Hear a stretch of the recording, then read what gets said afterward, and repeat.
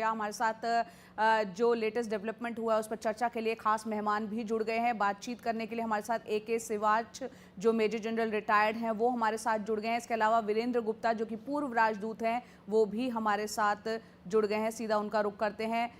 सबसे पहले major general retired Asia यहाँ पर AK सिवाच जी हमारे साथ हैं, उनसे बात कर लेते हैं। बहुत बहुत शुक्रिया आप दोनों का हमसे जुड़ने के लिए। मेजर जनरल, आपसे ही समझना चाह रहे हैं, जिस तरह से लश्कर का ये मॉड्यूल जो है ऑपरेट कर रहा है पूरी दुनिया के सामने, अब ये साफ हो चुका है कि सीमा पार से आतंक को किस तरह से लगातार बढ़ावा मिल रहा है, लगातार भारत की तरफ से कड़े स्टेप्स उठाए जा रहे हैं। आप क्या कहना चाहेंगे?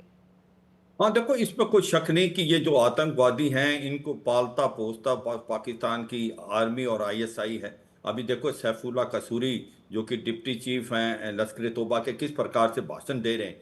तो ये सच्चाई है कि अभी इन्होंने सोचा कि आतंकवाद को बढ़ाने का ये जो मॉड्यूल आया था जिसने पहलगाम में हमला किया था, तो ये मॉड्यूल कहीं ना कहीं रजौरी पुंछ के इलाके से इन्फिल्ट्रेट करके डोडा किश्तवाड़ के थ्रू ये पहलगाम आया है।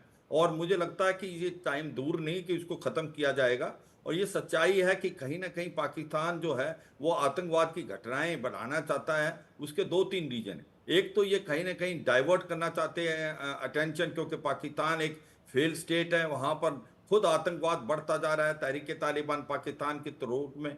उसी प्रकार बलूचिस्तान में इनके हालात ख़राब हैं, इकोनॉमिक क्राइसिस है, पॉलिटिकल इंस्टेबिलिटी है। तो ऐसे में ये जो कार्रवाई हो रही है ये एक प्रकार से डाइवर्जन है, पूरी तरह से पाकिस्तान फेल हो रहा है। तो ये कहीं ना कहीं दोबारा कश्मीर के अंदर ये आतंकवाद फैलाने की कोशिश कर रहे हैं। और इसी प्रकार अगर आप जनरल आसिम मुनीर का एक प्रकार से भाषण सुनेंगे, वो भाषण किसी आर्मी चीफ का तो नजर नहीं आता। वो तो ऐसे लगता है चाहे कोई मौलवी बोलता मस्जिद पे या पॉलिटिकल लीडर बोलते हैं, जो कि हिंदू मुसलमानों के बीच में जहर पैदा करना कि हिंदू मुस्लिम अलग अलग हैं, रह नहीं सकते, रिलीजन अलग है, सोच अलग है, एम्बिशन अलग है, एस्पिरेशन अलग है। तो वो भी मुझे लगता है एक कॉज हो सकता है। तो ये सच्चाई है कि ये जो सारी कार्रवाई है इसकी जो ताना बाना सब कुछ बुना गया है पाकिस्तान की ISI ने किया है। और अब ये सोच रहे हैं कि इसको करा जाए, मगर ये समय दूर नहीं, इनको चुन चुन के मारा जाएगा। क्योंकि इनको एक चीज और भी लग रही है कि ये जो POJ के अंदर जो आप लोग सड़कों पे खड़े हैं, मुजफ्फराबाद, मीरपुर, कोटली, झांगड़, ददनियाल, बाग, पाकिस्तान वाला पूंछ, वो मांग कर रहे हैं कि हम अब भारत में ज्वाइन करना चाहते हैं, क्योंकि उनको लगता है कि उनको झूठ बोला गया। अब वो इलाका 70 साल पीछे रह गया है, ना वहां पर सड़कें हैं, ना खाने को दाने, पीने को पानी, जी और वो चक्का जाम और शट डाउन। तो उनकी भी अटेंशन डाइवर्ट करना चाहते हैं। तो ये बड़ी सोची समझी साजिश के तहत ये कर रहे हैं, जी मगर ये फेल होंगे। एक चीज मैं बताऊं आपको कि अब इसका बदला बहुत जबरदस्त लिया जाएगा। ये उड़ी के बाद जो सर्जिकल स्ट्राइक किया था और पुलवामा के बाद जो बालाकोट किया था, जो कि खैबर पख्तूनख्वा था, जैसे मोहम्मद का कैंप मारा था, अब वो नहीं होगा। इससे बहुत बड़ा एक्शन होगा, पॉलिटिकल भी होगा, डिप्लोमेटिक भी होगा, इकोनॉमिक भी होगा, और काइनेटिक जिसको मिलिट्री एक ऑप्शन है उसको भी अपनाया जाएगा। और बहुत सख्त कार्रवाई होगी। पाकिस्तान को अब छोड़ा नहीं जी जाएगा, क्योंकि पानी जो है सिर के ऊपर से निकल गया है। अब कोई ना कोई एक्शन करना पड़ेगा, और पाकिस्तान मानने को तैयार नहीं है। वो बार बार कहता है कि हम भी विक्टिम है टेररिज्म के। विक्टिम है हो आप टेररिज्म के, मगर वो टेररिज्म भी तो आपने ही क्रिएट किया है। ये बिल्कुल तहरीके तालिबान पाकिस्तान कोई आसमान से नहीं आया, ये आपने ही क्रिएट किया। और अभी बिल्कुल भी पाकिस्तान की सबसे बड़ी प्रॉब्लम है, वो गुड और बैड टेररिस्ट में फर्क करता है। वो लश्कर तोबा जैसे मोहम्मद जो कि भारत की तरफ भेजता है उनको गुड टेररिस्ट बोलता है, और तहरीके तालिबान पाकिस्तान को बैड टेररिस्ट बोलता है। और जब तक वो आतंकवाद के इनमें फर्क करना बंद नहीं करेगा, आतंकवाद की लड़ाई नहीं लड़ सकते। और बिल्कुल दुख की बात यह है, पाकिस्तान की जो ISI है, पाकिस्तान की जो फौज है, जिस प्रकार से आप लोग दिखा भी रहे हो, इसमें कोई शक नहीं रहेगा, किस प्रकार से वो इनको मोटिवेट करें, ट्रेन करें। तो पाकिस्तान एक नर्सरी बन गया आतंकवाद का। देखो, अगर आप पूरे वर्ल्ड में 100 आतंकवादी टॉप देख लें, तो उनमें से 80 पाकिस्तान के हैं या पाकिस्तान से रूट है। तो पाकिस्तान को समझना चाहिए। मुझे लगता है अब समय आ गया कि फाइनेंशियल एक्शन टास्क फोर्स को इनको दोबारा ग्रे लिस्ट में डालना चाहिए, क्योंकि आतंकवादी घटनाएं। मेजर तो जनरल रिटायर्ड AK सिवाच जी, आप हमारे साथ बने रहे। यहाँ पाकिस्तान के जो नेता हैं इरशाद अहमद खान जी, वो भी हमारे साथ हैं। इरशाद जी, आपका भी बहुत बहुत स्वागत है। जिस तरह के सबूत निकलकर सामने आ रहे हैं। लश्कर मॉड्यूल साफ तौर पर इस पहलगाम में जो आतंकी हमला हुआ है उसमें निकल के आ रहा है, किस तरह से वो पूरा ऑपरेट कर रहा है, पाकिस्तान किस तरह से पोषित कर रहा है आतंकवाद को। आपके यहाँ वैसे ही इकोनॉमिक क्राइसिस आया हुआ है, आपको लगता नहीं है कि जो गतिविधियां पाकिस्तान के द्वारा चलाई जा रही हैं उसको तुरंत प्रभाव से रोक देना चाहिए? बहुत शुक्रिया। मैं पहले तो जनरल शहबाज साहब से कहूंगा कि जनरल शहबाज साहब कह रहे थे कि आजाद कश्मीर के लोग हिंदुस्तान में आना चाहते हैं। जनरल शहबाज साहब सिर्फ एक सच मासूमाना सा सवाल करूंगा, सिर्फ अपनी 12 लाख फौज की गने मकबूजा कश्मीर के कश्मीरियों से उठाइए, खुदा की कसम आपको मालूम पड़ेगा कि कश्मीर क्या चाहते हैं और कश्मीरी क्या चाहते हैं। दूसरी बात यह है, देखिए मैं दरमियान में नहीं बोला, आप उंगली अपने पास रखिए, आप जरा सुनिए, सुनने को हौसला रखिए। आप बीच में गलत बोल रहे हैं। नहीं, इरशाद साहब देखिए वही रटी रटाई बात कही जा रही है। अमन और शांति कायम है वहां, जम्मू कश्मीर की अपनी सरकार है, जो नुमाइंदों को वहां चुना गया है, उस शांति को सीधे तौर पर इस आतंकी हमले के जरिए भंग किया गया है। लेकिन आप अगर उसको इस तरह से डिफेंड करेंगे तो कतई ठीक नहीं है। मैं दरमियान में नहीं बोला, मुझे पूरा बोलने दें, मुझे सवाल का जवाब देने दें, उसके बाद जो मर्जी कीजिए आप। देखिए दूसरी बात यह है, आप कहते हैं कि एक ही बात मैं करता हूं, रटी रटाई किताब तो आपके लोग पढ़ते हैं। शहबाज सर रोज एक ही बात करते हैं पूरे चैनल पे, मैं हर रोज इनके साथ होता हूं। एक ही बात होती है, पिछवाड़े में सांप पालोगे तो क्या होगा, कश्मीर में क्या होगा, पाकिस्तान दहशतगर्द है, पाकिस्तान दहशतगर्दों को पालता है। देखिए सुनिए ना, आप मान तो लो इरशाद साहब, आप तो मानते भी नहीं हो, आतंकवादियों को पालते हो। इरशाद जी ये एक नेशनल चैनल है, प्लीज आपसे रिक्वेस्ट है कि आप सही भाषा का इस्तेमाल करें और अपनी बात को सलीके से कहें, आपको जो कहना है।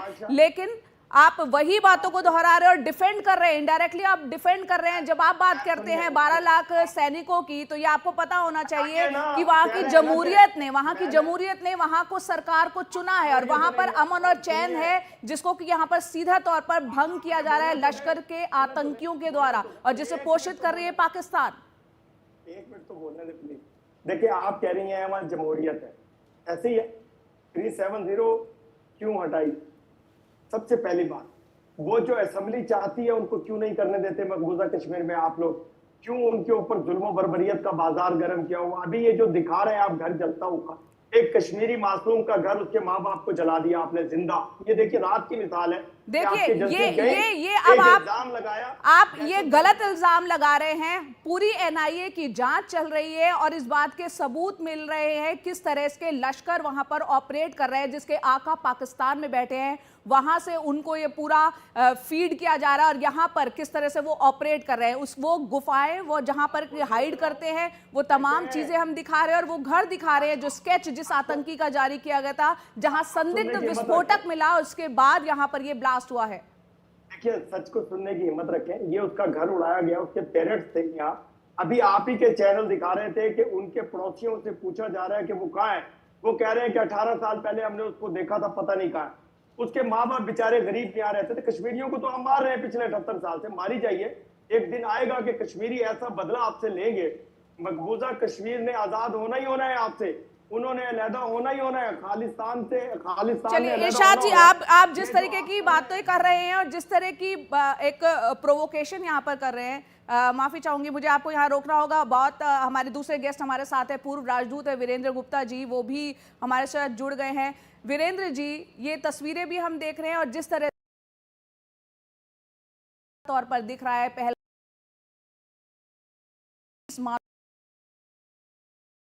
और आप इसके बाद कि टेररिज्म कोई भी प्रिटेक्स्ट का इस्तेमाल नहीं किया जा सकता है।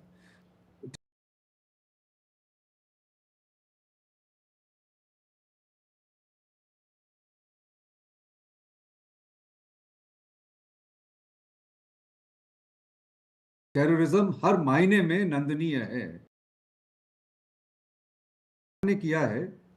मैं शॉक्ड जरूर हूं, सरप्राइज नहीं हूं। हर वक्त बेवक्त में पीरियोडिकली पाकिस्तान टेररिज्म, जब भी थोड़ी सी बेहतरी होती है कश्मीर में, तो पाकिस्तान टेररिज्म का सहारा लेता है और हमेशा लेगा। कोई उनके बर्ताव में बदलाव नहीं आ रहा है। यहाँ उसके सर आगे बढ़ूं, ये सबसे ये पहले हम तो मैं हम इरशाद जी यही का जानना जवाब देना चाहेंगे चाहता कि हूं लगातार हम कि भी स्टेप्स ले रहे हैं कूटनीतिक स्तर पर भी, अंतर्राष्ट्रीय मंच पर भी। जिस तरह से कल प्रधानमंत्री ने बिहार में अंग्रेजी में भी उस बात को कहा और सीधे शब्दों में कहा कि अब बर्दाश्त नहीं किया जाएगा, किस तरह के और स्टेप्स लिए जाए जिससे कि पाकिस्तान पूरी दुनिया में अंतर्राष्ट्रीय स्तर पर अलग थलग पड़ जाए? देखिए, पाकिस्तान को हमें भूल जाना है कि हमारा नेबरिंग कंट्री है। हमने ऑलरेडी काफ़ी किया हुआ है, सार्क की एक्टिविटीज़ बंद कर दी हैं, हम दूसरे रीजनल ऑर्गेनाइजेशंस में काम करते हैं, तो पाकिस्तान को तवज्जो देना बंद कर दें। मैं उसके पहले इरशाद जी को जवाब देना चाहता हूँ। जी। वो कह रहे हैं कि कश्मीर वक्त बेवक्त किसी वक्त में अलग होगा, आज़ादी मिलेगी। मैं उनको ये बताना चाहता हूँ कि इंडिया के पास इतना असला है, इतने वेयर विदॉल्स हैं कि कोई दुनिया की कोई ताकत कश्मीर को इंडिया से अलग नहीं कर सकती। ये तो होना ही होना है। बल्कि ये सोच के कि कश्मीर अलग नहीं हो सकता, तो इस बात को छोड़ देना चाहिए। होता है ना, कोई चीज़ को हम अंजाम नहीं दे सकते तो उसको छोड़ दीजिए। तो अब इस बात में ये है कि हमको जवाब देना है, और बहुत तरीके से सोच रहे हैं, भारत सरकार भी सोच रही है, और भी तरीके से डिप्लोमेटिक मिलिट्री तरीके से। अब जो है, हम वो जो ग्लव्स के साथ में सॉफ्ट हैंडलिंग है वो नहीं हो सकती है। और देखिए, इंडिया में पूरे लोगों में ये विचारधारा है, चाहे ऑपोजिशन पार्टीज हों, चाहे आम नागरिक हो, चाहे पूर्व फौजी लोग हों, चाहे हम जैसे राजनयिक, सब लोग ये चाहते हैं कि भाई बहुत हो गया, अब पाकिस्तान को करारा जवाब देने की जरूरत है। मैं इजराइल में जो हुआ है, और इजराइल में जिस तरह से इजराइल ने हमास के और पैलेस्टीनियंस को मारा है 50-60 हज़ार, मैं उसकी तरफदारी नहीं कर रहा हूं, लेकिन एक डॉक्ट्रिन है डिस्प्रपोर्शनेट रिस्पॉन्स। तो अब जो है, टाइम आ गया है कि India must follow this doctrine, disproportionate response. अगर उनके 5 टेररिस्ट ने हमारे 25 लोगों को मारा है, तो 25 लोगों को नहीं मारना है, हमें सारे टेररिज्म को खत्म करना है और उड़ा देना है सबको। जो है, बहुत जबरदस्ती से very strong measures are required, very strong measures लेने होंगे। वीरेंद्र जी, आप हमारे साथ बने रहे, मेजर जनरल आप भी हमारे साथ बने रहे, इस पर हम चर्चा करेंगे। लेकिन मोहन भागवत, आरएसएस प्रमुख का जो बयान आया है वो भी आपको बता देते हैं। पहलगाम हमले पर जो मोहन भागवत ने कहा है वो आपको बताते हैं कि शक्ति दिखाने का समय आ गया। एक हर तरह से हम देख रहे हैं जिस तरह की प्रतिक्रियाएं आ रही हैं। आरएसएस प्रमुख है मोहन भागवत, उन्होंने कहा है कि शक्ति दिखाने का जो है अब वक्त आ चुका है। ये लड़ाई जो है धर्म और अधर्म की है, ये कह रहे हैं मोहन भागवत। उन्होंने कहा कि कट्टरपंथियों की जो है निंदा जो है हो रही है और रावण को समझाया नहीं जा सकता था। ये उदाहरण दे रहे हैं रामायण का और कह रहे हैं कि रावण को समझाया नहीं जा सकता था, राम को करना पड़ा था रावण का वध। यानी कि वो कह रहे हैं कि आपको अब क्या स्टेप लेना चाहिए, उस ओर इशारा कर रहे हैं। उन्होंने कहा कि समझाकर कोई भी हल नहीं निकलेगा, बहुत कुछ हो चुका है, बहुत पानी बह चुका है, खाली समझा बुझाकर बात नहीं की जा सकती, उन्हें जल्द सबक सिखाना होगा, ये कह रहे हैं आरएसएस प्रमुख मोहन भागवत। तो आपको यहाँ पे बता दें, AK सिवाच जो कि मेजर जनरल रिटायर्ड हैं वो हमारे साथ है, वीरेंद्र गुप्ता जी पूर्व राजदूत वो भी हमारे साथ हैं। सर, यहाँ मेजर जनरल आपसे समझना चाह रही हूँ, जिस तरह से लश्कर का ये मॉड्यूल इस इलाके में ऑपरेट कर रहा था, यहाँ कहीं ना कहीं बिना स्थानीय लोगों की मदद के क्या ये संभव है? हाँ बिल्कुल, देखो जया, इसमें कोई शक नहीं। देखो, जो पानी में मछली पानी के बगैर नहीं रह सकती, इसी प्रकार आतंकवाद को नहीं रह सकते जब तक उनको कोई स्थानीय हेल्प ना मिले। तो ओवरग्राउंड वर्कर तो स्लीपर सेल तो हैं, इसमें कोई शक नहीं। और मुझे लगता है कि अब उनके ऊपर भी नकल कसी जा रही है। 1500 लोगों को एक प्रकार से क्वेश्चनिंग के लिए उठाया भी गया है। अब बात थोड़ी सी ये समझनी पड़ेगी फर्क क्या आया है इस आतंकवाद में अभी कुछ एक टाइम में। देखो, क्योंकि पाकिस्तान को लगता है उनकी गेम खत्म हो गई है। कश्मीर में अमन शांति का दौर था और कश्मीर घाटी में रिकॉर्ड टाइम टूरिज्म था, ग्रास रूट लेवल पे डेमोक्रेसी आई, district development council, panchayat election, Lok Sabha election, assembly election, यहाँ पर IIM, engineering college, medical college, और यही नहीं, G20 की जो वो मीटिंग हुई थी तो वहाँ डिप्लोमेट आए थे सऊदी के, UAE, और वो 400 करोड़ रुपए इन्वेस्ट करना चाहते हैं हॉस्पिटैलिटी इंडस्ट्री में। तो पाकिस्तान को लगता है ये तो इनकी गेम खत्म हो गई, और ये कोई 50-60 के करीब ही आतंकवादी रह गए थे लश्कर-ए-तौबा जैसे मोहम्मद के, और उनकी लीडरशिप भी ऑलमोस्ट खत्म थी। तो ये लास्ट 6 महीनों में पाकिस्तान ने अपनी स्ट्रेटेजी चेंज की है। वो समझ रहे हैं कि नए लीडरशिप को भेजा जाए और ज्यादा ट्रेन करके, ये जो आतंकवादी अभी घुसे हैं 5-6 महीने में, ये बहुत ज्यादा ट्रेन है। इनकी ट्रेनिंग कहते हैं कि करीब करीब 6 महीने की हुई है, और इनको रजौरी पुंछ के इलाके की तरफ से भी हो सकता है आए हूं, और ये फिर डोडा के त्वार से होके ये पहलगांव में ये जो मॉड्यूल कर रहा है, जिसके बारे में बोल रहे हैं कि इसके अंदर कौन हो सकता है, वो मॉड्यूल हो सकता है। और इनकी जो ट्रेनिंग के अंदर आपको बताएं कि ये मोबाइल टेलीफोन का इस्तेमाल नहीं करते, ये सैटेलाइट टेलीफोन इस्तेमाल करते हैं। दूसरी बात ये है, इनके पास M4 कार्बाइन है, जो कि एक प्रकार अमेरिकन छोड़ गए थे अफगानिस्तान में।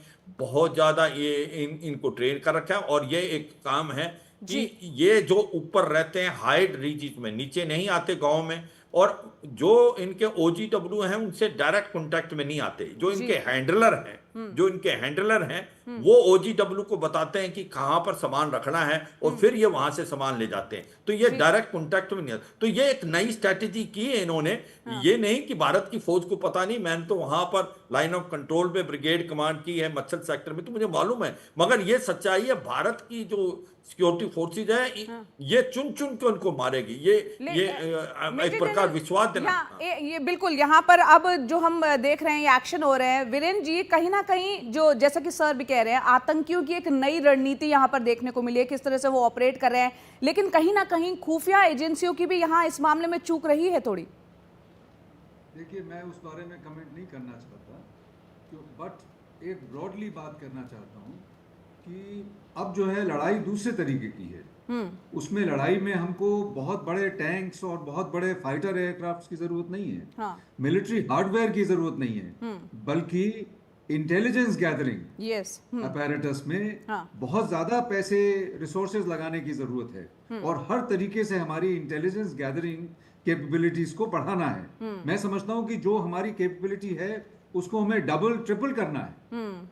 ये बहुत जरूरी है कि जिससे हम आगे के होने वाले अटैक्स, इन्फिल्ट्रेशन, उन सब को रोक सकें। और जैसा मैंने पहले कहा था कि ये पाकिस्तान स्पॉन्सर्ड एक टेररिस्ट अटैक हुआ, उसमें हमारे 30 लोग मारे गए, तो मैं शॉक्ड बहुत हूं, बट सरप्राइज नहीं हूं, क्योंकि हर 1-2 साल में, 3 साल में जब भी थोड़ी सी शांति बहाली होती है तो वो लोग जो है उसको बिगाड़ते हैं, और ये हमेशा करते रहेंगे, क्योंकि उनके पास और कोई जरिया नहीं है। बिल्कुल, और क्योंकि हम देख रहे हैं लाइन ऑफ कंट्रोल पर अभी भी जो है इस तरह की फायरिंग की घटनाएं अभी भी हो रही है। पहलगांव आतंकी हमले के बाद भी।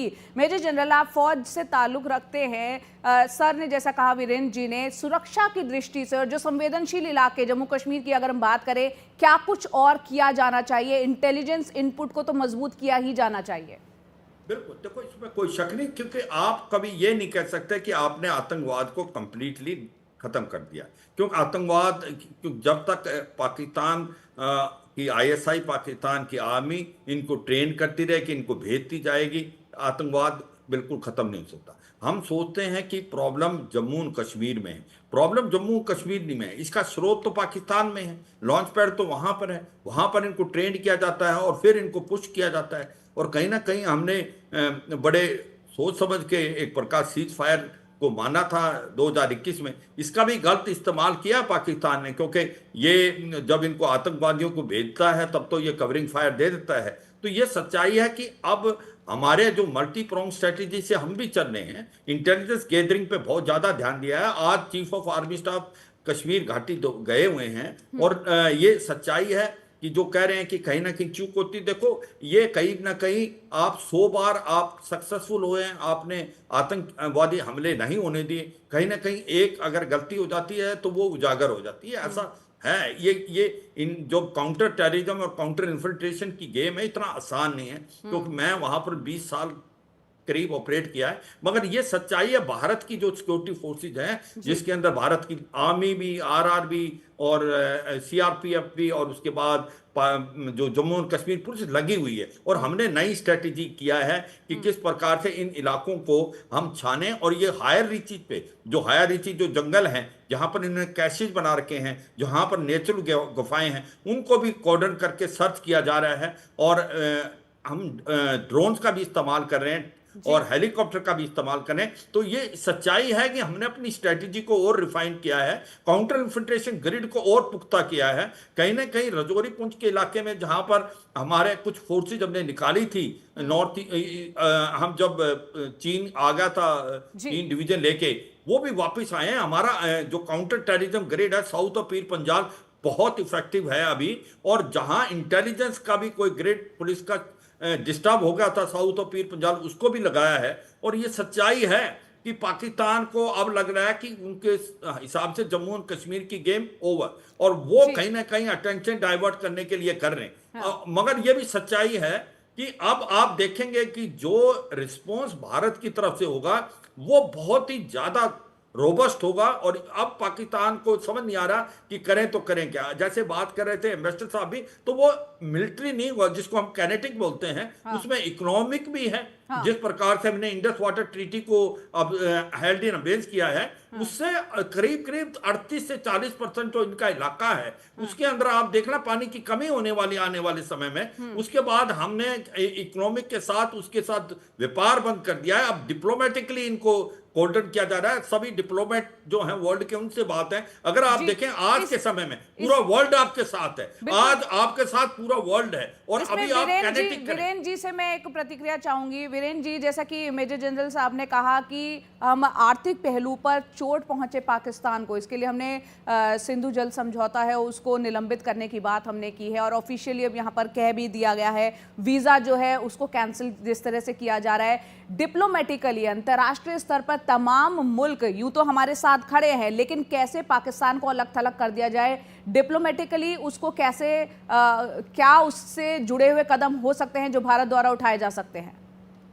देखिए, डिप्लोमेटिक प्रेशर हमने ऑलरेडी बढ़ाना शुरू कर दिया है। हाँ। और जो पाकिस्तान के ट्रेडिशनल सपोर्टिंग कंट्रीज हैं, मुस्लिम ब्लॉक में हैं।